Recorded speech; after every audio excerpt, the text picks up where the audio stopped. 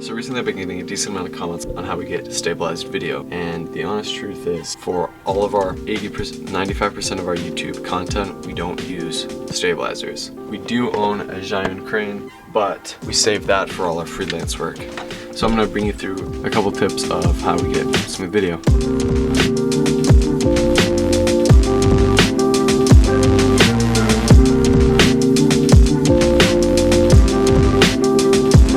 So the first tip is high frame rate. If you have a camera that can shoot 60 frames, use 60. That'll make it a lot smoother, and then in post you can slow it down to 40 or 50%, and that'll take out all like the decently large jitters. But if your camera can only go up to 30 frames, that'll do a lot of help too. Shoot 30 instead of 24 and slow it down to around 80 or 85%. That'll still take out a lot of the jitter you get from cameras. The next tip we got is try to have a heavier rig. So this camera alone isn't exactly the heaviest camera out there. It's really small, smaller than all Canon entry levels, but to counter that I have a heavier lens. I shoot on the 12 to 24 Tokina, and that itself is quite a heavy lens compared to the 18 to 55 kit lens, and this just adds a lot more weight. You can hold it steadier instead of having the shake of a light camera. That helps a lot. So adding weight, you can do that through adding rigs, mics, lights, and I'll show you, we kind of do that. I'll show you at the end of the video. For our third tip, utilize the neck strap. I know a lot of people don't like using the neck strap, but for me I like it because I can keep it around my back, and then I got my hands free.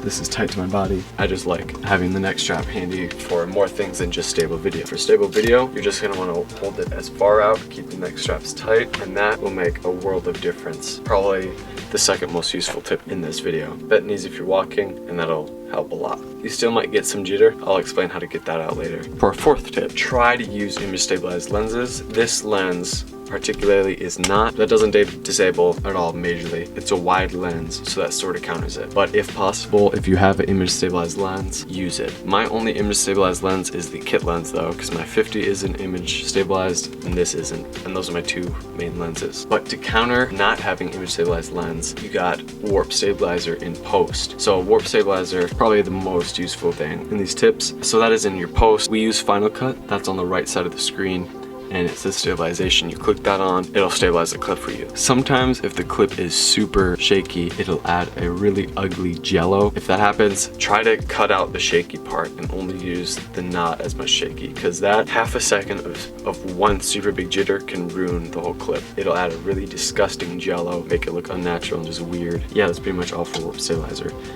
This next tip might seem really obvious, but I'm still gonna put it in here. It is try to focus on getting smooth shots. Do as much as you can with your own body to get it. That means bend your knees, arms kind of bent.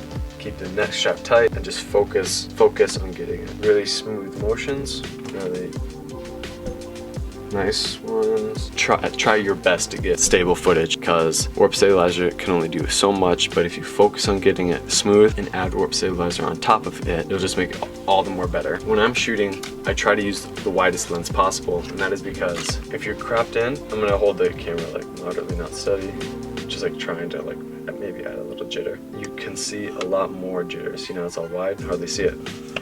You can see it all around the top of the light of the camera. And by wide, I mean less than 30 millimeters. This 12 millimeter, use a wide lens if it's not image stabilized like this. The final tip I got for you guys is to maybe make a rig. This is our exploring rig, not our cinema rig. For exploring, we add this Shoot camera tray. This is made for GoPros, but it works for our rigs too, for our DSLRs. All metal, really nice. I'm gonna show you how we use it.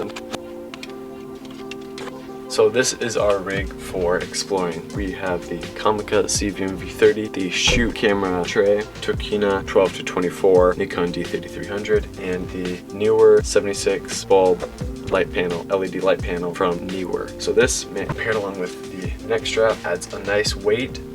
That's pretty much all the tips I got for you guys in today's video. If you liked it, like the video, comment, consider subscribing and sharing with a friend. See you next time.